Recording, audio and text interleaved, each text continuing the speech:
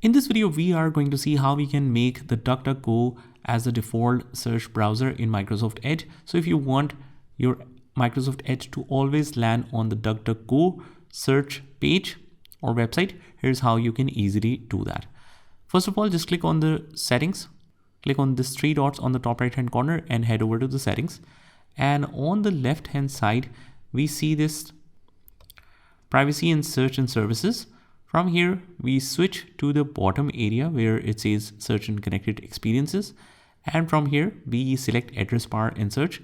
First of all, I recommend you to switch to DuckDuckGo from here. And then also we will head over to the start home and new page tab. So on startup, we can add a site here.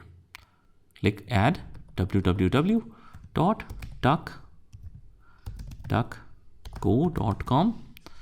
We add it like this. Close out of here and let's relaunch the application, and as you can see, now it is set to default, and whenever we click on the new tab, it will be also DuckDuckGo in most of the cases. Like as you can see, whatever I search, it always switch to DuckDuckGo to search it. So that's pretty much it, guys. I hope you found this video helpful, and if you did, hit the like button and subscribe to our channel, and I will see you in the next one.